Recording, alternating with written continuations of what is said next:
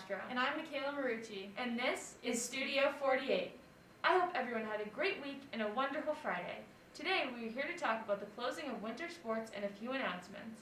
Seniors, if your digital portfolios are not done, make sure you turn it in ASAP so you're not stuck here March 24th finishing it. The link to turn it in will be posted in the description below. Here's a reminder that your scholarship forms are due April 6th at 4 p.m., so be sure to turn those in to the school counseling office before then. Spring sports begin March 29th, so freshmen, make sure that you've been cleared in the training room by March 23rd so you're able to participate. You can still sign up for a spring sport, so make sure you listen for announcements throughout the day and look for signs posted around the school. Even if you've never played a spring sport, it's fun to try something new and get involved. Now let's talk about a few of our winter sports. Middle!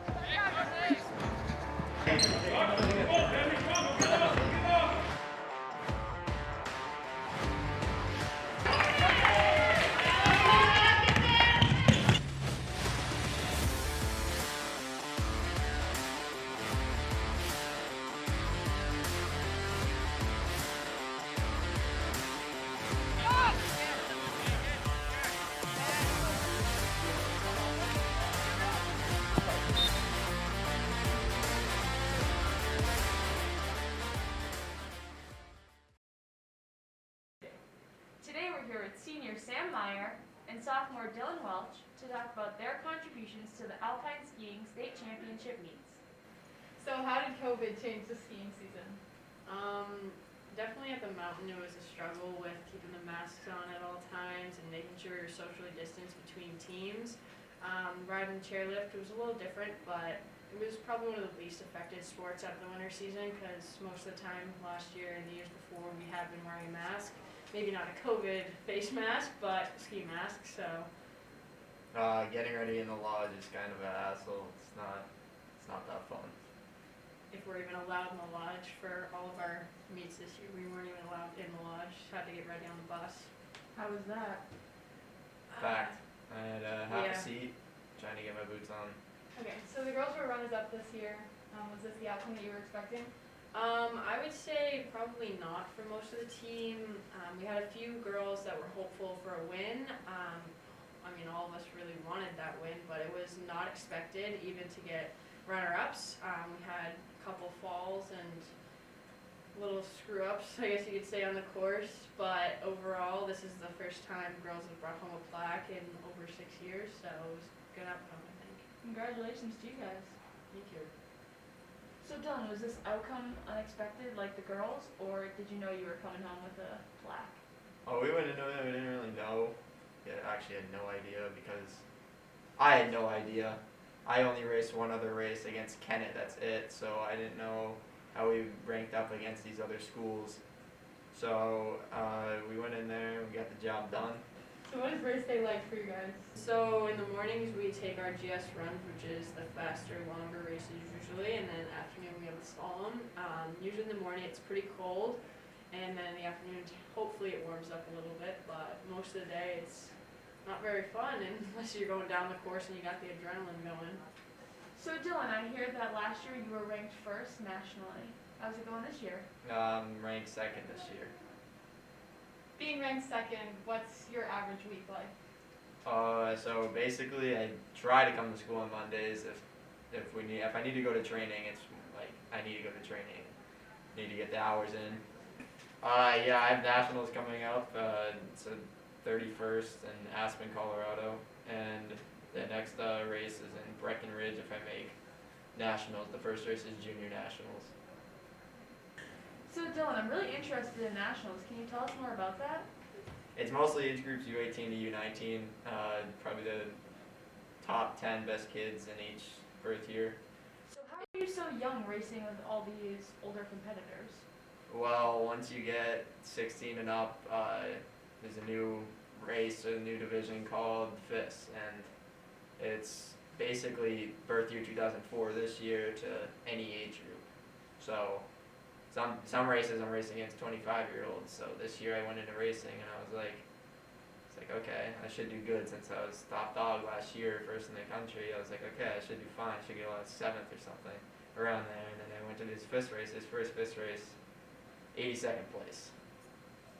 It's mostly college kids, Colby, Bates, Harvard, Dartmouth, Middlebury. There's a lot. I can go for a while, but You're going up against some of the yeah. top skiers. Yeah. And this year I got 11th in my last race that I was just in. That race put me at second in the country for this year for my birth year.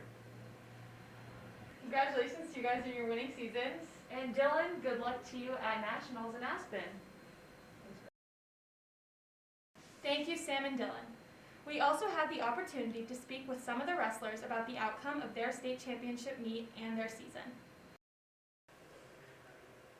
Winning the championship definitely was the outcome we expected. We expect nothing less up in the wrestling room from all of our kids. From the beginning of that season, from when Coach had us sign up, we had nothing else in mind other than bringing a state championship home to Plymouth. Absolutely, 100%. We have a great team. We had a great team this year. Everybody got in, got out, worked hard, put in the work. I didn't expect any less out of any of them. Yes, this was the outcome I was expecting. The whole team was expecting it from the beginning. We all wanted to strive to get another state championship. My favorite match win out of the season would probably be beating Bo 3 times. I can't think of an individual match where I thought stood out the most to me.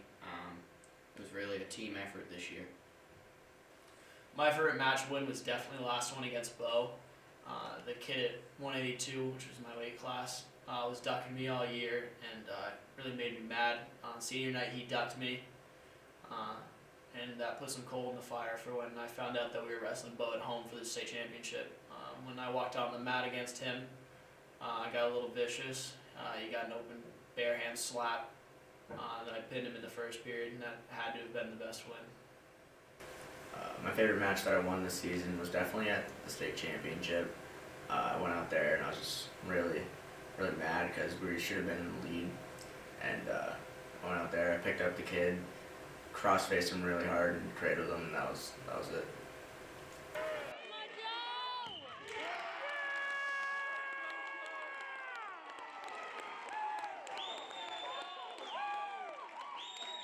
There's many things that go into being a state champion wrestler, such as hard work, dedication, perseverance, all of these things. Being up in the wrestling room is not an easy thing, especially if you're wrestling a kid better than you or worse than you.